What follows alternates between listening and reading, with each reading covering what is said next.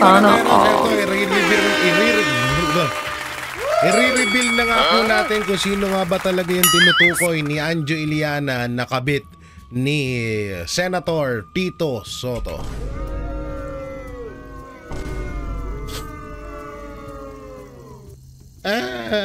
Ano daw? Eto po, hindi po to isang prank at pinag-isipan ko din to ng matagal. Kasi hindi rin naman din iba sa akin si Tito Soto, syempre. Ako ay isa sa mga naging defender nila nung panahon ng issue sa prangkisa ng Itbulaga. At isa din ako sa mga vlogger na talagang nakipag-ano sa kanila. Nakisimpatya at nagtanggol laban sa mga fake news, laban sa Tito Vic and Joey, at para makuha din ang titulong Itbulaga na deserve naman din talaga nila. So ngayon, eto nga, may isang issue na itong si Anjo Iliana ay binulgar nga po na itong si Tito Soto ay may kabit, dating kabit at ngayon may bagong kabit at may girlfriend dito sa Itbulaga na kahit siya ay may asawa na. So, sige, ilang taon ba? Halos is 1 year din ata mahigit ako naging Tito Bikin naging TVJ Defender. At may mga nalaman din talaga akong mga iba't ibang mga balita, hindi lang sa mga kabit-kabit. Marami ako nalaman mapatungkol sa kanila. Hindi lang kay Tito Soto, hindi sa lahat din no. Kasi syempre naging mga magka-close din, pero hindi naman natin ilalabas yun porket etong si Tito Soto ay parang tinuturo ng aso ni tuta ni Martin Romualdez. Hindi naman ho ganun. Pero dito, bibigyan ko kayo ng mga clue at baka pag nangati ang aking kamay, maklik ko ang picture at maipakita ko sa inyo kung sino nga ba yung tinutukoy ni Anjo Iliana. Pero mahirap din to kasi pwede tayo dito makasuhan, di ba? Alam nyo naman yun, pero gagamitin natin ng safe na pamamaraan para hindi tayo makasuhan.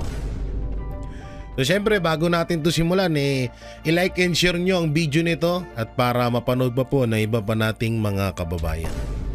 So dito muna tayo bago tayo mapunta dun sa issue na yun.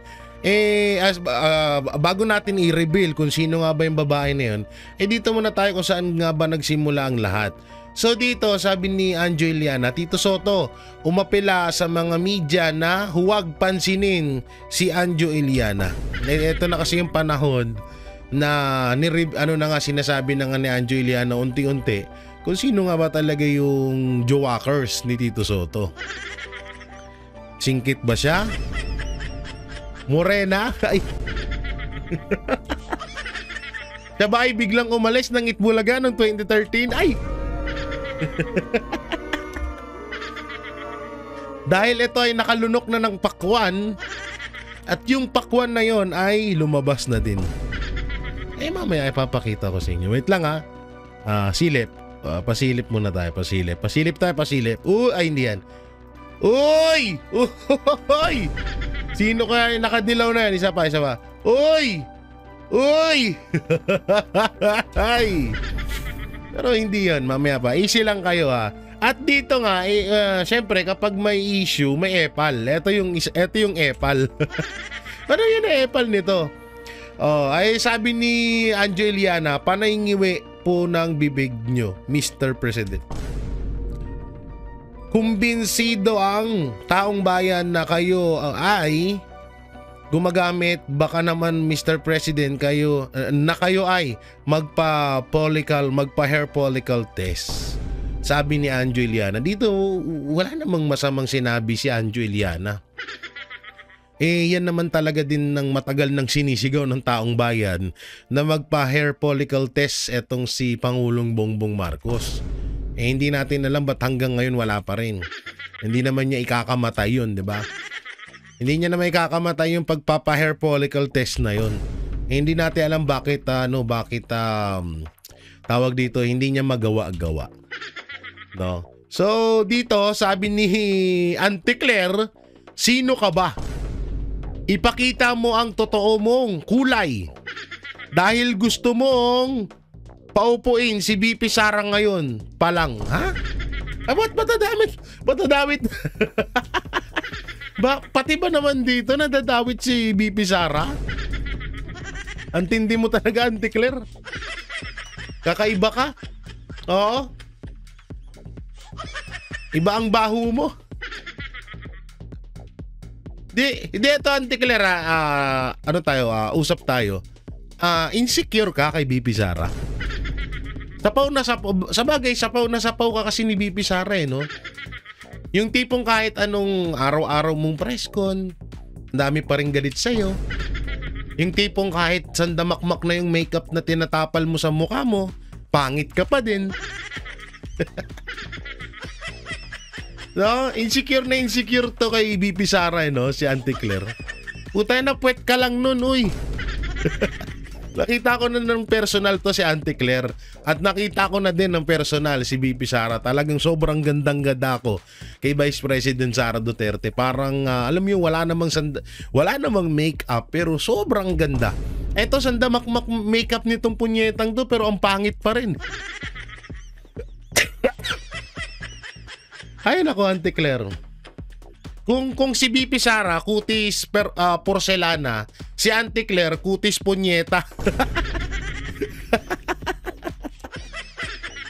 Anong kinalaman ni Anjo Iliana? 'Di ba? Anong kinalaman ni Anjo Iliana kay BP Sara?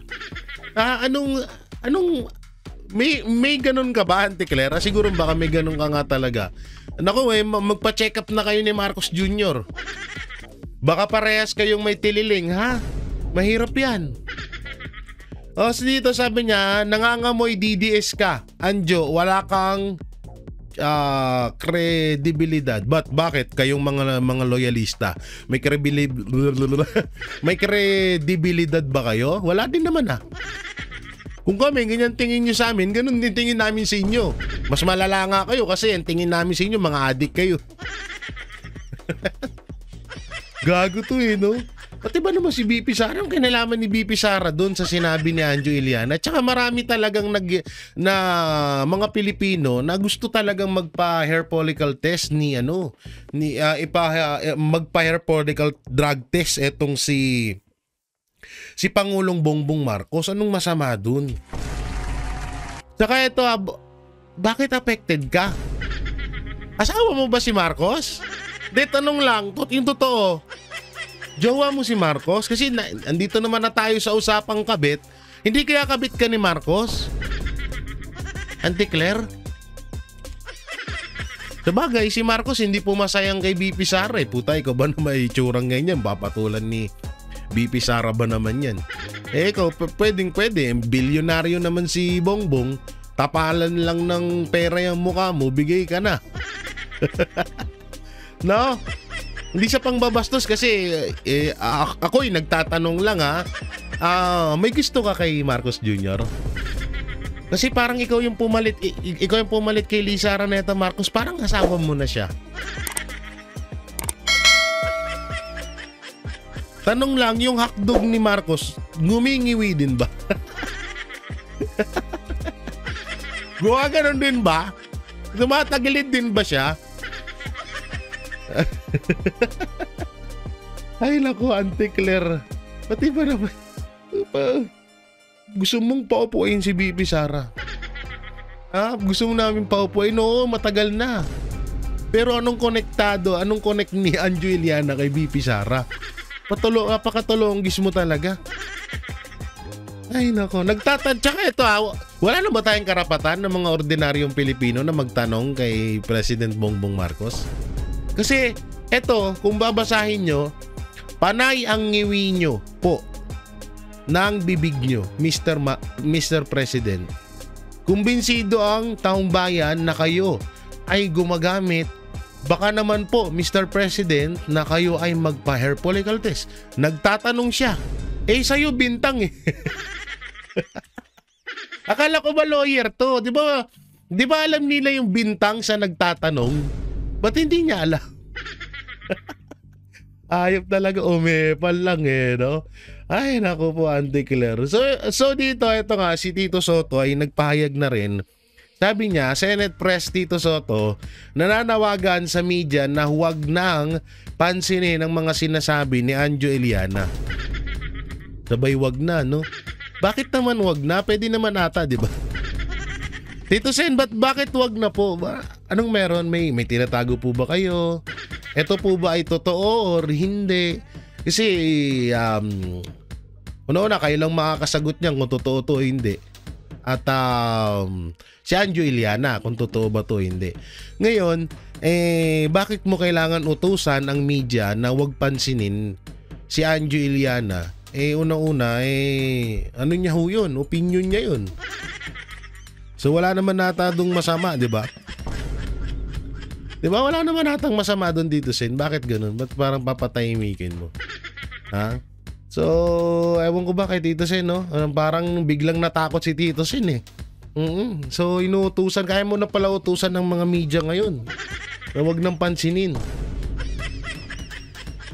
Kaya yung sinasabi nila na bato-bato sa langit, wag ka sanang magalit kapag tinamaan ka na. So, issue kasi to at kung talagang hindi to totoo, dapat wala kang kinakatakutan at hindi mo na dapat sabihin itong wag pansinin ng media yung mga sinasabi ni Anjo Eliana kasi alam mo sa sarili mo na malinis ka, di ba? So hindi mo dapat parang pigilan mo yung mga tao na wag niyong pansinin si Anjo, hindi totoo yan. Hayaan mo na ang taong bayan na mag-isip kung totoo ba yung sinasabi ni Anjo Eliana o hindi. Hindi mo dapat kontrolin or hindi mo dapat manduan. O kung hindi naman totoo yan, ba't parang affected ka? Ako yung nagtatanong lang din, ha? So dito, ito pang isang katanungan ko kay Tito Soto. Ito, mapatungkol, total, nandito naman na tayo sa issue niya, isama na natin to.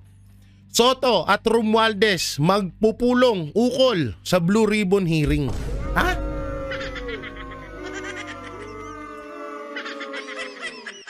Anong? Ngayon ko lang ata, sa kasaysayan ng buhay ko, I'm 31 years old, going to 32. 1993, December 18 ako pinanganak. Ngayon ko lang ata na narinig na isang mastermind or tinutukoy or itinuturong mastermind sa isang malasindikatong gawain,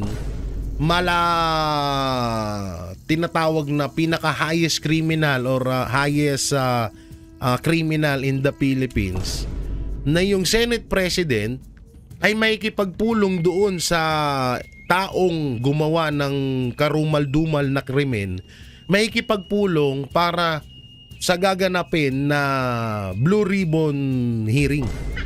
Siguro totoo naman ito kasi ang balita ngayon na nag-post nito at binabasa lang natin. So anong pag-uusapan niyo? 'Di ba dapat bawal 'to? 'Di ba dapat bawal 'to? 'Di ba? So anong pag-uusapan? Pag-uusapan niyo kung ano yung mga sasabihin ni Martin Romualdez sa Senate hearing? Di useless din 'yun. Di wag niyo nang dalhin niya sa Senate hearing, mag-usap na lang kayo. Useless 'yun, Tito Sen. Tito Sen, pangit 'yun. Pangit ng ganito. Tingnan mo, Tito Sen, ikaw din sumisira sa pangalan nyo. Sa totoo lang. Kung halimbawang totoo po ito biruin mo, tinuturong sindikato. Pasimuno ng sindikato at pinakamalaking krimen na ginagawa ngayon sa Pilipinas. Yung korupsyon at pera ng taong bayan ang ninakaw, di umano ni Martin Romualdez, siya yung itinuturong mastermind. Tapos kayong leader ng Senate, kayo ay kung tawagin ay Senate President, so kayo ngayon leader ng Senate, makikipagpulong po kayo off-cam, private forum kay Martin Romualdez.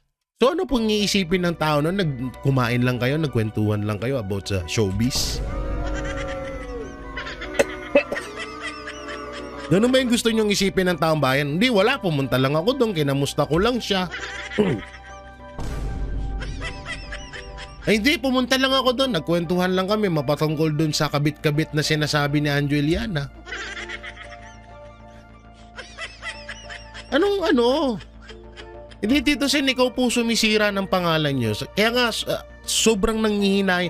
Alam nyo, sa totoo lang, yung mga bumoto sa inyo, simulat sa pool noon hanggang ngayon, na kami, aminin ko sa inyo, isa po ako sa supporters ni Tito Sen. Pero nung nagkukupal na si Tito Sen, biglang lumayo ako. At ngayon nagsisisi ako na bakit sinusuportahan ko pa tong taong to. Tapos dito, tingnan nyo nakakadismaya na bakit mo kailangan makipagpulong ukol sa Blue Ribbon hearing dito sa taong to, siya nga yung tinuturong mastermind ng nakawan sa flood control scam. So kung gumagamit ka ng isip mo, Tito Sen, hindi mo dapat ginagawa to. Una, kaya nga nagkaroon ng Blue Ribbon hearing is para doon pag-usapan at doon malaman kung may etong si Martin Romualdez ba ay may itinatago o wala. So, paano nyo pa siya iimbestigahan? Paano nyo pa siya mapapaamin kung may secret forum or may private conversation kayo? Alangan naman naisipin ng taong bayan na ay hindi, nagmerienda lang yun. Ay hindi, may pinag-usapan lang yun. Nag-uusap lang sila mapatungkol sa paramihan nila ng yaman. Siyempre, ang iisipin ng tao dito, kaya ka nakipagpulong kay Martin Romualdez is para abisuhan mo siya sa mga itatanong sa Senate Blue Ribbon Committee or sa mga dapat niyang gawin na aksyon or salita sa magaganap na Senate Blue Ribbon Committee. Ano pa ba isipin ng tao? Hindi naman kami tanga. Hindi naman kami pinanganak kahapon lang. 'Di ba? Alam naman namin na lahat kinokontrol ni Martin Romualdez tapos makikipagpulong ka diyan. Ikaw mismo sumisira sa pangalan mo, Tito Sen. Hindi ka sinisiraan, ikaw ang sumisira sa pangalan mo. Ang hirap ng ganun. Ang hirap ng ganun, Tito Sen. Sa tutusin, wala ka na, ewan ko ba, diba sabi nga nito, hindi na daw siya tatakbo kahit kailan sa magiging senador. Baka sinasadya niya na rin talaga din. Oo, no? Baka sinasadya niya rin na masira din talaga siya kasi hindi naman na siya tatakbo eh. Puro na lang siya siguro kabig ngayon. Tanginang yan. Ang nakalagay dito sa baba, kinumpirma ni Senate President Vicente Sotto na nakatakda siyang makipagpulong kay dating House Speaker Martin Romualdez upang pag-usapan ang mga susunod na hakbang sa Senate Blue Ribbon Committee. Walang kwenta pala talaga yan. Wala nang kwenta yung Blue Ribbon Committee nyo na yan, Tito Sen. Alam na ni Romualdez kung ano yung plano nyo. Ano yan, maglolokohan na lang kayo, gagastos na naman kayo ng pera sa magaganap na Senate Blue Ribbon Committee. Pera ng taong bayan yung gagastusin doon. Tapos yung mga katanungan, kung halimbawang dumaluman si Romualdez, kung halimbawang dumaluman to, alam niya na yung mga isasagot niya. Nag-usap na kayo eh. Wala to. Laglag ka dito. Wala talaga, no? Sayang to si Tito Sotto, no? Sa totoo lang, no? Wala tayong magagawa. Ginusto niya yan eh. Eto naman, dito naman tayo sa the best president motherfucker. Best president ever. PBBM nananawagang gawing simple lamang ang pagdiriwang ng Pasko bilang pakikiramay sa mga nasalanta ng bagyo. Ay. Ang ina. Bakit lahat ng mga siraulong leader nagsama-sama ngayon? Pwera kay Bibi Sara at sa mga Duterte senatorial block. Utangin na yun na nga lang yung pangpawala at yun ay isang traditional na ginagawa ng mga Pilipino. Tatanggalin mo pa sa amin? Hindi na nga kami pwedeng magtanong sa'yo, hindi pa rin kami pwedeng mag-celebrate ng Pasko. Sabi nga ni Sir Jack di ba? Mas marami na yung bakla kaysa sa puno. Putang ina. Grabe talaga. Bawal nang magdiriwang. O, gawing simple lamang. Putang ina, paano? Tsaka ito magiging simple lang talaga ang Pasko ng taong bayan. Alam mo kung bakit? Alam nyo kung bakit? Dito, real talk. Hindi dahil sa makikiramay sa mga nasalanta ng bagyo. Magiging simple lang talaga ang Pasko ng bawat Pilipino, lalong-lalo na yung mga nasalanta ng bagyo dahil ubos ang kanilang pundar, ubos ang kanilang mga pinundar sa loob ng ilang taon. Yun talaga. Hindi talaga sila makakapag-celebrate ng bonggang Pasko ngayon.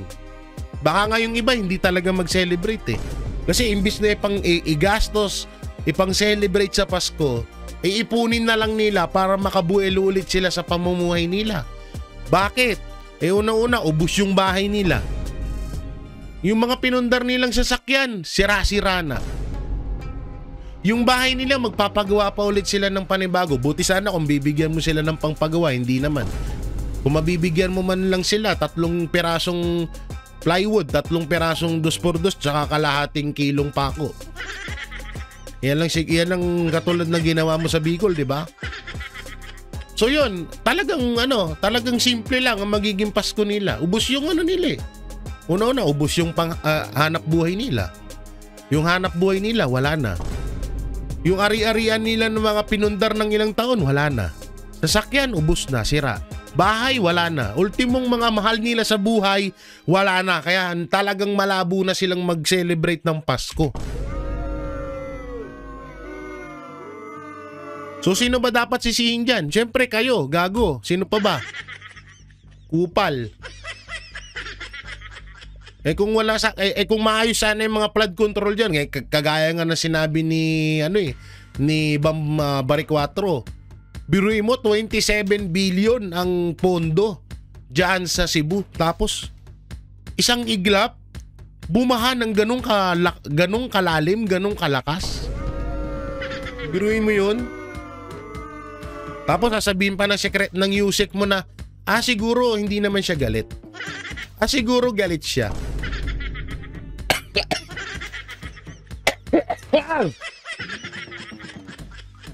Tanginang mindset yan no?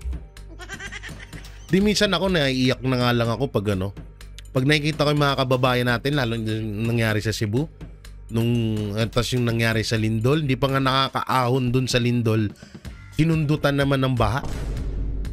Puta na, matindi pa to sa sunog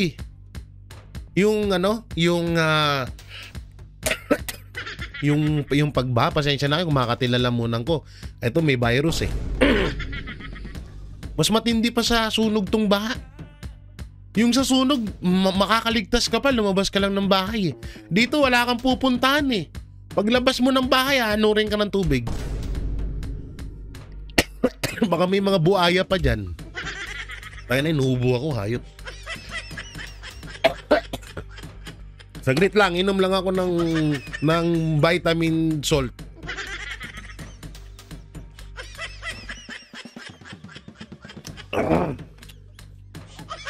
Pag ito talaga pinag-uusapan ko, pag nakikita ko mukha ni Marcos, ang kate ng lalamunan ko. Hype na yan. Ngayon, grabe simplehan lang ang pagpasko. Ewan ko sa'yo. Bahala ka. Ito yung ginawa niya pagpunta ng Cebu. Ayan naka-helicopter. Sarap ba dyan sa Himpapawid? Kamusta naman dyan sa taas? Sabi ko sa inyo, bibisitahin kayo ni Pangulong Bongbong Marcos PBBM binisita sa Cebu para personal na magpaabot ng tulong. Paano ka makakapagpaabot ng tulong? Nasa helicopter ka? Tanga ka ba? Tanga ka pala Papaabot ka ng tulong, nasa helicopter ka. Paano mo makikita yung kalagayan ng mga tao doon? Paano mo sila makakausap? kung ano yung tulong na kailangan nila, nasa helicopter ka. 'Di ba? Okay sana yun, nagbangka ka na lang, may mga speedboat naman dyan.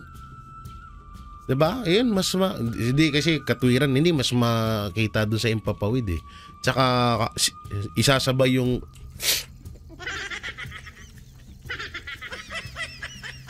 Di ako nanaginip ako na may isang tao na pag sumasakay ng helicopter, doon daw gumaganon eh. doon daw gumaganon eh. Oo, nanaginip lang naman yun. Tsaka hindi ko tukoy kung sino yung taong na yun. Oo, pag nakakasakay ng helicopter, doon daw bumabatak. Kasi doon una-una walang masyadong at tsaka hindi maaamoy. Panaginip lang naman yun. Dito na tayo. Dito tayo sa eto nga, gawa ng epal nga dito si Auntie Claire. Binanatan siya, di ba? Binanatan siya sa sobrang kaepalan niya. Binanatan siya ni Attorney Harry Roque. So ito, pakinggan natin. Junior, baka kinakailangan na siya mag-hair follicle test.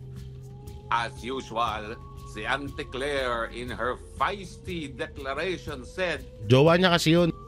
Sino ka para pansinin ni Presidente? Sino ka para humingi na hair follicle test? Well, Auntie Claire, sagutin mo ito. Sino nga ba ang pwede humingi ng hair follicle test?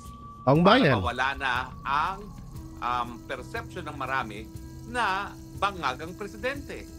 Ang sinabi naman talaga ni Anjo Iliana, nakikita natin, panay daw ang niwi ni Marcos Jr. Kaya nga kami dito, di ba, meron kaming vangag, niwi, di ba? Dahil alam naman natin, yung mga ngiwi na ganyan, ay talagang mga... And yet, si Anjo Iliana, na isang Pilipino, Lagers ka, kuya, alam ko sa batas, at pareho naman tayong abogado, Auntie Claire, sa batas may karapatan na magkaroon o makalap ng impormasyon na nakakaapekto sa kanyang pang-araw-araw na buhay, ay may karapatan na humingi ng hair follicle test sa ating Presidente. Pero ang sabi mo, sino ka? Bakit, Auntie Claire? Wala na bang karapatan ng mga mamamayan? Wala na ba talagang importansya sa Marcos administration ang kahilingan ng ordinaryong mamamayan? At kung walang karapatan si Anjo Iliana at ang ordinaryong mamamayan na malaman ang katotohanan sa estado ng pag-iisip at ng kalusugan ng Presidente dahil ang pagiging bangag ay isang serious health problem, sinong pwedeng humingi niyan? Meron ba ang pwedeng humingi niyan? O talagang sinasabi mo na lahat ng issue tungkol sa kalusugan ng Presidente ay off the record? Sa tingin ko, mali ka dyan. Kasi nga, alam natin ang epekto ng cocaine use o yung tinatawag nating pulboronic. Unang-una, nagkakaroon ng hallucination. O di ba, bukod pa doon sa bangag ni Marcos Jr., panay na ang pakikipag-usap niya sa yumao niyang ama na diktador na si Marcos Sr. O di ba? Oo nga, no? O hindi lang yan. Abay, nagagalit kayo ng Presidente. Ang Bakit? sabi ng Presidente, pati ang bagyo hindi sumusunod sa schedule. So, Totoo yun. Hindi ko nabasa yun. Totoo yun, nagagalit si Pangulong Marcos dahil yung bagyo hindi sumusunod sa schedule.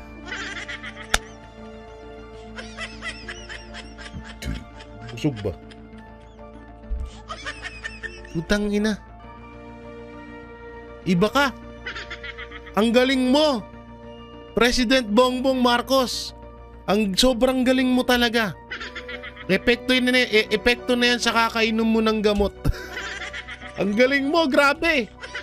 Best president ka talaga. Totoo yun, sinabi niya yun. Tanginang yan. Tanginang.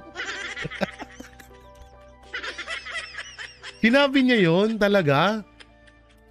Na dapat daw sumunod yung bagyo sa schedule or nagagalit si Pangulong Bongbong Marcos dahil wala sa schedule yung pagdating ng bagyo. Totoo yun?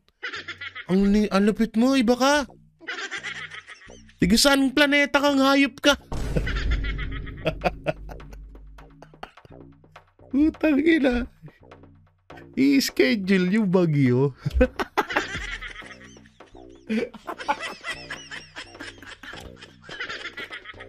Gago! Okay na sana yung nakaraan eh. Ipunin yung tubig sa tagtuyot. Naka-move on na kami. Pero dito sa narinig ko na nagagalit ka dahil wala sa schedule pagdating ng bagyo. Putang ina.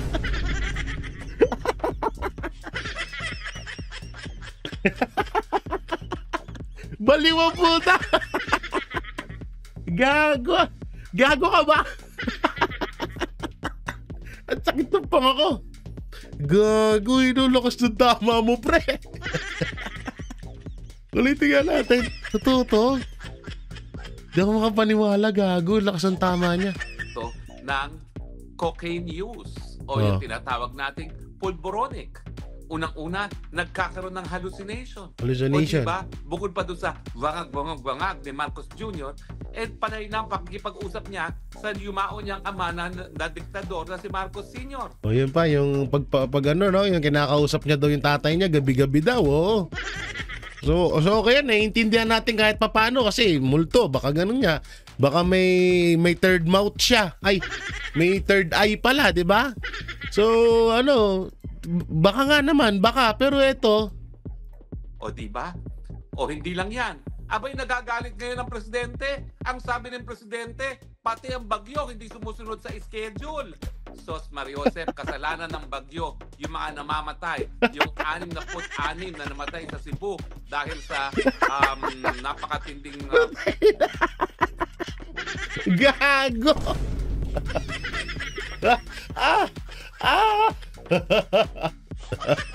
Hindi ko to akalain, gabi. Hindi ko akalain na hanggang sa ganito na yung utak ni BBM, gago. Nagagalit sa bagyo dahil hindi na schedule.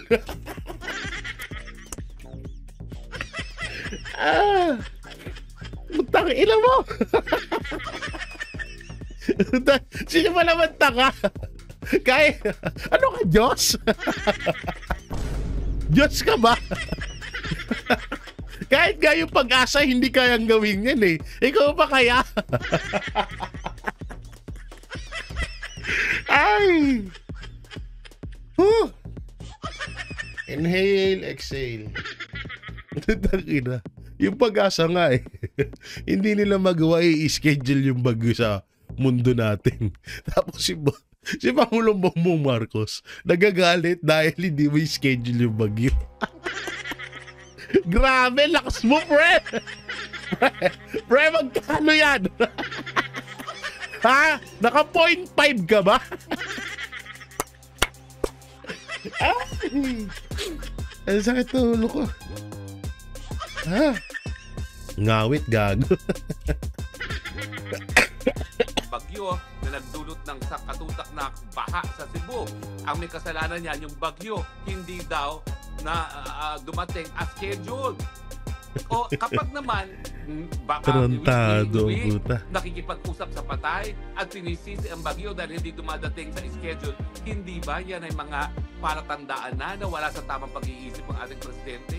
At hindi ba yung estado ng pag-iisip ng presidente at kanyang kalusugan kung siya ay drug addict ay nakaka-apekto sa desisyon na gagawin niya bilang pinakamakapangyarihang opisyalis ng bayan?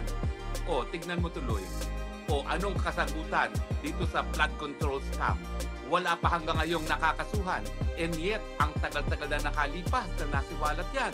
At ang pinagtutulungan pa ngayon na mga kaalyado ng presidente ay yung whistleblower na si Master Sergeant Gutesa na sinungaling daw palibasa ang kanyang affidavit ay hindi daw naturyado ng abogado.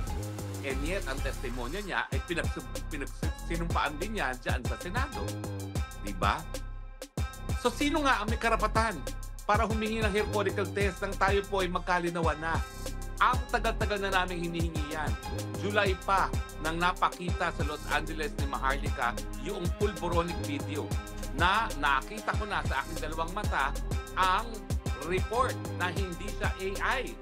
And yet, palagi yung sinasabi na walang katuturan yung aparata na si Marcos Jr. ay pulboronic. Lilinawin ko po ha, yung pulboronic video na yan na authenticated sa Amerika ay isa lang ebidensya na nagpapakita na posibleng ngang pulboronic ang presidente. Bukod pa yan doon sa mga statement ng mga confidential sources na Agent Morales na nagsasabi na gumagamit ka ng pulburon si Marcos Jr. At bukod pa yan, sa mga ebidensya na ipinakita ng PIDEA, kita Tatay Digong, nung siya'y mayor sa Davao, na gumagamit ka ng pulburon si Marcos Jr. nung panahon na hindi pa siya presidente. Naglalag. Nandyan din yung sinabi, pinaka-importante sa lahat. Ang sinabi ni, sino ba itong nagsabi na ito? Si Cathy Binag, na talagang gumagamit ng pulburon ang mag-asawang Marcos Jr. dahil ang kanyang dating boyfriend na malapit kay Marcos Jr. ay gumagamit din kasama ni Marcos Jr. Meron na tayong mga testimonial evidence, meron tayong physical evidence, and yet ayaw pa sinungalingan ng presidente. Again, the issue is magkalinawan tayo. Kung sinasabi mo ang ordinaryong mamamayan ay walang karapatan na humingi ng katotohanan sa estado ng kalusugan at pag-iisip ng presidente, sino ang may ganyang karapatan? Sinasabi mo ba na walang kahit sino po pwedeng humingi ng ganyan impormasyon? Dahil paulit-ulit ka na, sino kayo? Bakit siya magpapa-hair follicle test? Walang dahilan. And yet, gusto niyang pasinungalingan. Eh di ba nga, ang pinakamagaling na pamamaraan at ang scientificong pamamaraan para pasinungalingan niyang walang kamatayan na paratang na bangag ang presidente ay sa pamamagitan naman ng hair follicle test. Sa full. Tama na yung mga patunsyada mo, yung pagbabaliwala sa karapatan. Di kasi nasasaktan dun si Marcos eh. Ikaw, swelduhan ka rin ng bayan. Ikaw ay public servant. Hindi, nasasaktan kasi si Marcos pag may nagsasabi na magpa-hair follicle test ka na. Kasi hindi niya naman din kayang gawin. Kaya si Auntie Claire ang bumabara. Oo, kaya kung ano-ano lang pinagsasabi ni Auntie. Pati si Auntie Claire, may isip mo wala na rin sa katinuan eh. Dapat pinagsisilbahan mo ang mga mamamayan, hindi kinukutya kapag sila ay nagtatanong sa mga bagay-bagay na nakakaapekto sa kanilang pang-araw-araw na buhay. Tama. Di ba abogado ka rin? Alam mo naman na bagong karapatan niyang right to information on matters affecting public interest, no? Eh bakit ayaw mong ibigay yan? Eh di ba katungkulan mo yan? Ikaw nga ang spokesperson. Kung ayaw pumayag ni Marcos Jr., ikaw ay abogado, ikaw ay talagang tagapagsalita niya, ikaw na mag-advise na may karapatan ng mamamayan na humingi ng ganyang hair follicle test. Lalong-lalo na nakikita natin ang resulta ng pagiging presidente ni Marcos Jr. Number 1, pinakamababang balor ng piso. Tama. Okay? Number 2, pinakamasamang performance ng stock market. Mas malala pa kung ikukumpara sa panahon ng COVID. Mantakin mo, Auntie Claire, paano mo mai-explain ngayon na yung stock market mas malala pa ngayon kaysa sa panahon ng COVID? COVID na saradong lahat. Wala na, stock up na si Attorney Harry Roque. Na high blood.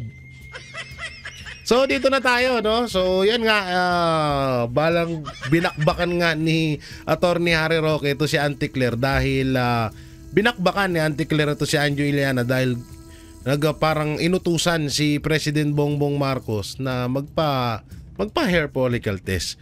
So dito na nga tayo sa reveal. Eto na. The reveal time. Sino nga ba ang tinutukoy ni Anjo Iliana na kabit ni Tito Soto? So dito kasi may papakita ko sa inyong picture. Yan. Ayan isang ito yung mga pangalan ng mga taong naging host sa Tito Vic and Joey sa TVJ sa Itbulaga. At nandito rin yung petsa nung pag-alis at pagdating nila. No, so dito natin ipapakita sa inyo. Pero mamaya dito muna tayo sa video na sino nga ba itong kabit ni Tito Soto na tinutukoy ni Anjo Iliana. Panoorin natin to. Tito Sen, ang dami mo na naman na pinalabas na yung mga bayaran mo na sa mga vloggers, Tito Sen. Gusto mo talaga ng Tito Sen, gusto mo talagang laglagan? Nako. Gusto mo i-reveal ko na mula 2013 kung sino po yung kabit nyo, Tito Sen? Since 2013, tandaan nyo yung petsa. Okay ba sa yun, Tito Sen? Gusto mo sabihin ko na kung sino yung kabit mo mula 2013 na pinalakad mo sa akin? Sabihin mo lang, Tito Sen, at ano ko na, iba-box reveal ko na. Naku, box reveal to. Sasabihin ko na sa taong bayan kung sino yung kabit mo mula 2013. Sige lang, banatan nyo lang ako at marami pa akong ilalabas. Eto na nga kapatid, Anjo So dito alam nyo, ang galing ng gumawa ng video na to kasi etong babae na naka-blurred ang mukha ay may silimil, parang may similarity siya doon sa tinutukoy ni Anjo Iliana nakabit ni Tito Soto. No? Dahil etong damit niya na pang dancer ay paano ba natin sabihin? Hirap eh. Anjo kasi, ba't mo pa binitin? Hindi mo pa sinabi agad eh. Binitin mo pa eh. So pakita natin yung picture. 2013 na, dito tayo, punta tayo rito. Yan, 2013. So lalakihan natin to para maganda.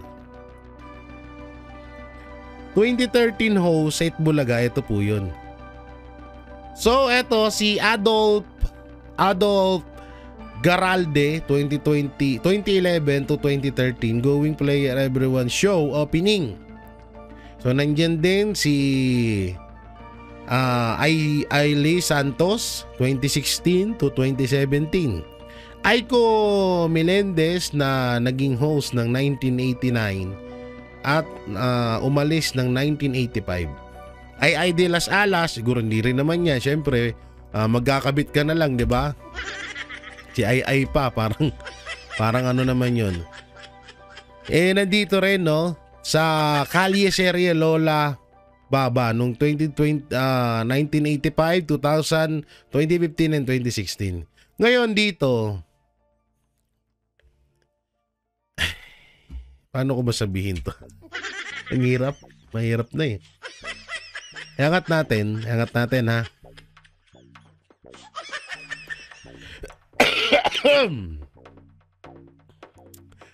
Dito kasi, andito na siya eh. Andyan yung babaeng tinutukoy ni Anjo Iliana. Diba? Andito yun eh. Hindi ko lang matukoy ng gusto. Pero eto pa, may isa pang may isang dating ngayon ay kilala na siya bilang isang sikat na host, sikat na singer, kumakanta rin siya, na dating naging host din or naging host din sa Itbulaga, na di umano ay parang nakalabit. Parang nakalabit ba? Tama ba yung ko? Nakalabit or parang nabastos ni Tito Soto daw noon. Nakaagad nalaman nung magulang nung babae at kaya pinaalis muna sa Itbulaga. So hindi ko alam, hindi ko papangalan ng kung sino yung bata na yun, kung sino yung babaeng yun. Basta maganda siya, magaling siya mag-host at isa siyang singer. Kumakanta siya. No? So yun nga dito 2013 kasi na tinutukoy ni Anjo Iliana. Maraming umalis at maraming umano na nung panahon ng 2013. At isa pa sa hinala ng mga, pakita ko na nga. Wait lang ha. Ito.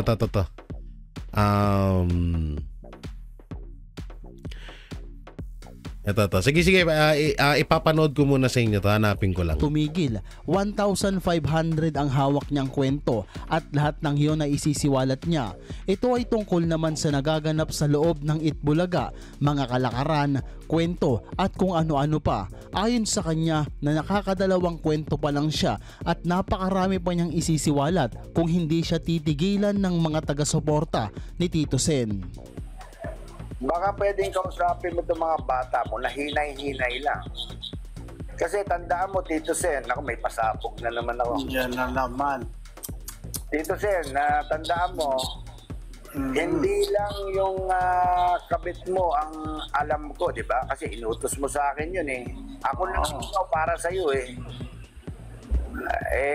Pag ako hindi nyo tinigilan, sinabi ko na nga, bibigyan ko kayo ng 1 linggo na tumigil kayo. Pag hindi nyo ako tinigilan, ilalantad ko talaga. Nahihiya lang ako sa asawa nyo, kay Helen, ano mga apelido ng asawa ni... Kasi nga may edad na eh. Oo. Tsaka kaibigan ko rin yung anak niyang vice mayor. Ayoko sanang gawin ito, pero sila nag-umpisa eh. Sila yung naglalabas ng mga kasiraan sa akin eh. Sabi nga, if you push me, kumbaga sa wall at binanatan niyo ako ng binanatan, talagang kakanta ako Tito Sen. Hindi lang naman yung kabit mo yung alam ko. Di ba meron kang girlfriend sa Itbulaga habang may asawa ka, Tito Sen? Ano ba naman yan? Nandiyan po, nagtatapos. Pero bago ang lahat ng ito, nilinaw niya na hindi siya natatakot sa TVJ. Mariin niyang sinabi na may sindikato dyan sa Itbulaga at masama ang ibang mga tao dyan. Ayon pa sa kanya na si Director Bert De Leon mula 1979 ay direktor ng Itbulaga at bago ito mamatay, umiyak daw umano ito sa kanya dahil pinagsasaksak ito sa likod. In short, tinraidor, siniraan para matanggal bilang direktor ng Itbulaga. Pati kamo ang asawa ay winalang hiya ayon kay Anjo. Pabiro niya pang sinabi na baka kapag kinanta niya ang lahat ng nalalaman niya sa Itbulaga, baka magsara ang istasyon na ito. At ang pinakadiniin niya dito ay nagkaroon daw umano si Tito Sen ng babae na pinalakad mismo sa kanya. Hindi naman daw sana niya sasabihin ang mga ganitong bagay, pero sila daw ang naglabas ng kasiraan sa kanya, wika ni Anjo. Ayon pa, na bukod sa girlfriend nito ay mayroon din itong kabit at Naku, ang may kabit girlfriend pa ni pala. Tito Sen ay naging girlfriend din daw ni Bossing, ayon kay Anjo Iliana. Ngayon, ito nga yung sinasabi nila. Kasi biglang nag-backfire sa utak ng tao yung usapan dito sa kabit-kabit na to. So ngayon hanggang sa nadawit na tong taong to. Kasi itong taong to, yung anak niya is kahawig na kahawig ng mga soto. Kahawig na kahawig ng mga soto. So hindi ko naman tinuturo na siya talaga yung kabit na tinutukoy ni Anjo Iliana. So dito kasi, hinita natin, paano ba to? Ayan ha. Hindi ko sinasabing siya yung kabit. No, hindi ko sinasabing siya ang kabit. Pero dito sa comment, makikita niyo yun, no? Ayun, no? Ayun, no? Anak ba yung... Yan ba yung anak ni Vic? Ang gwapo. Ayan yung picture. No? Ngayon, biglang napaisip yung mga netizen na hindi kaya ito talaga yung tinutukoy ni Anjo Iliana at hindi talaga kay Vic Soto tong bata, kundi kay Tito Soto. Ayun yung nababasa natin at yan, hindi ko naman inedit yan, nakita ko lang. Oo, so dito kasi ipinakita ko paano ba nating dito na itong si Julia Clarete ang tinuturo nila. Kasi yung anak ni Julia Clarete sobrang gwapo na talagang parang mahahawig mo sa mga soto.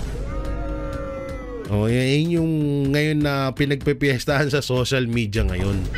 Na baka ito daw yung tinuturo. Pero ako naniniwala naman ako na hindi kasi ang pagkakalam ko kasi etong batang to anak ng foreigner.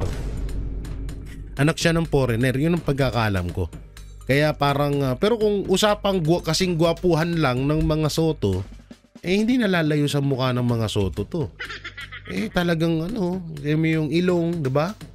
Kamukha siya ni yung namatay, si Miko Soto ba yun? Hawigan siya, tingnan ko nga, wait lang Tingnan nyo hawigan siya ni kahawig siya ni Miko Soto. Miko Soto ba?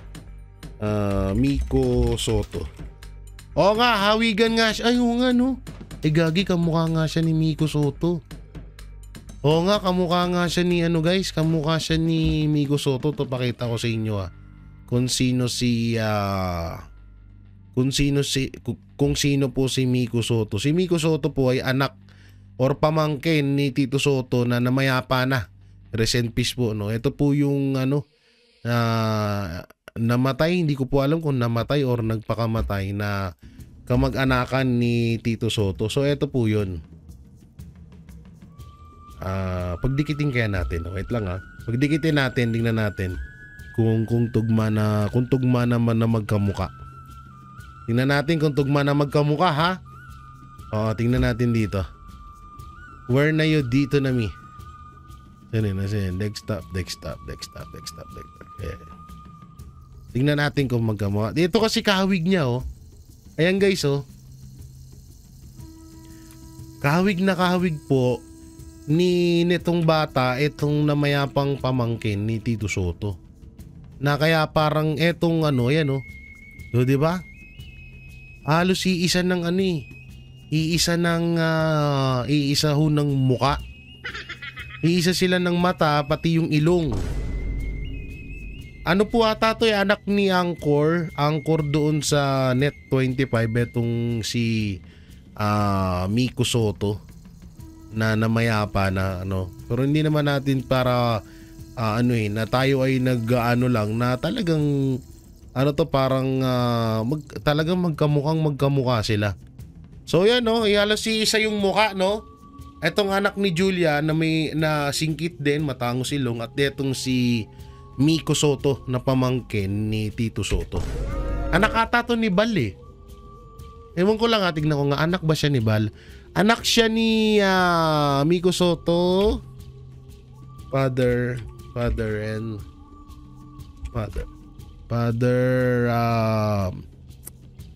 Marcelino Antonio Soto. Sino yun? Sino si Marcelino? Baka yung kuya. Okay, yung pinakakuya ata ng mga Soto brothers. Yung si Marcelito Antonio siya nga ata no. So ito yung pinagpepiestahan ngayon na kamukha nga daw nitong anak ni Julia Calarete. Etong anak ng isa, yung pamangkin ng isa sa mga Soto na namayapa. Na sabi ko nga dapat hindi nyo na inano yan kasi namayapa na yan. Tsaka itong bata, ang pagkakaalam ko ay anak ito ng foreigner. Kaya parang malabo lang talaga. Pero yung nga si Julia Calarete kasi yung parang nalalapit na biglang nawala at biglang umalis sa Itbulaga nang hindi talaga sinasabi kung ano yung dahilan. Nga yung siguro nag-asawa siya or anong nangyari.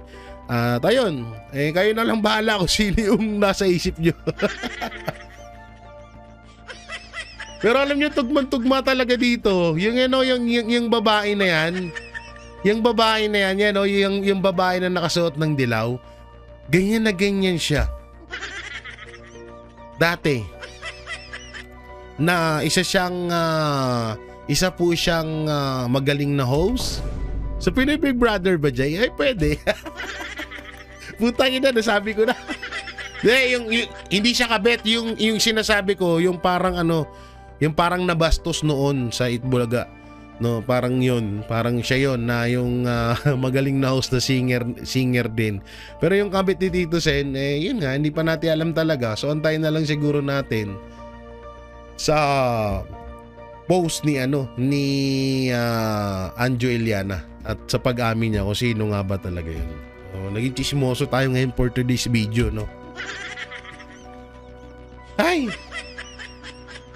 So yan mga banateros, mga kabiyaya, ano pong may kukomento nyo dito sa issue ni Tito Soto na na yung kabit-kabit. Sino ang naiisip nyo? Comment nyo lang po dyan sa baba. At dito sa pagpupulong, ito yung pinaka-topic natin. Nasaan yan? Etong magaganap na pagpupulong ni Soto at ni Martin Romualdez. Ano pong may kukomento nyo rito? I-comment nyo na lang po dyan sa baba. At syempre, pakidamay na rin po ang pag-like and share. At join button and super thanks natin dyan, no, para mapanood pa ng iba pa nating mga kababayan itong video na to. At ang mga Barateros Brothers sa sila Banat by Coach Oli, Boss Dada, Master Judea, Paring RJ and Sir Jack. At syempre mga tropa pitch natin na sila PH Update and Don Mar TV. So yun, maraming salamat. Ingat po kayo palagi. God bless and peace. And bye-bye.